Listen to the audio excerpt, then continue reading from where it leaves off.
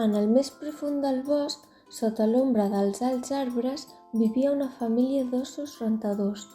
La mare, un os rentador afectuosa i valenta, tenia un fill anomenat Rocco, que va heretar el seu esperit aventurer i el seu amor per la diversió.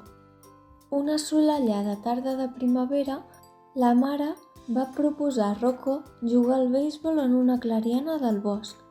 A Rocco li van brillar els ulls d'emoció davant de la idea de passar temps amb la seva mare i gaudir d'un emocionant joc.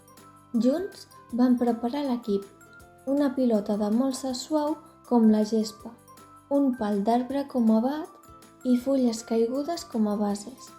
Amb rialles i alegria van començar a jugar llançant i batent la pilota a través de la clariana. Tot i això, durant el joc, la mare va notar una mica preocupant l'actitud de Rocco. Tot i el seu entusiasme inicial, el seu fill semblava desanimat i frustrat cada vegada que no aconseguia tocar la pilota. Van detenir el joc i la seva mare es va asseure al costat de Rocco preocupada pel seu fill. Rocco, amb la mirada baixa, va admetre que se sentia descoratjat perquè no era tan hàbil com la seva mare al beisbol. Es comparava constantment i se sentia inferior. La seva mare va acariciar amb tendresa el cap de Rocco i li va explicar amb dolçor que l'habilitat no ve de la nit al dia, sinó que es desenvolupa amb pràctica i paciència. Li va recordar que el més important no era guanyar o ser el millor, sinó divertir-se i gaudir del joc junts. Inspirat per les paraules de la seva mare, Rocco va decidir no rendir-se.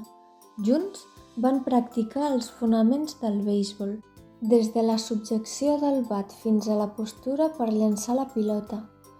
La seva mare va elogiar cada petit progrés de Rocco, encoratjant-lo a seguir endavant amb valentia i determinació.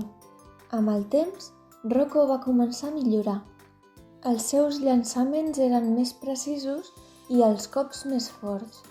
A mesura que avançava el joc, Rocco guanyava confiança en si mateix i en les seves habilitats, sabent que tenia l'amor i el suport incondicional de la seva mare.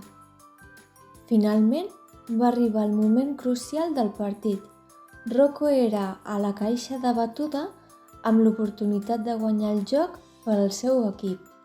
Amb determinació a la seva mirada, es va preparar per al llançament i va colpejar la pilota amb totes les seves forces.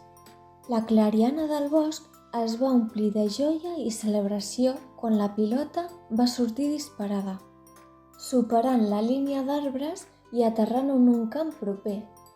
Rocco havia aconseguit un cop de carrera que assegurava la victòria pel seu equip. La mare va córrer cap al seu fill amb els braços oberts, plena d'orgull i alegria. La lliçó que Rocco havia après no era només sobre el beisbol, sinó també sobre la importància de creure en un mateix, preservar davant dels desafiaments i trobar força en l'amor i el suport dels éssers estimats.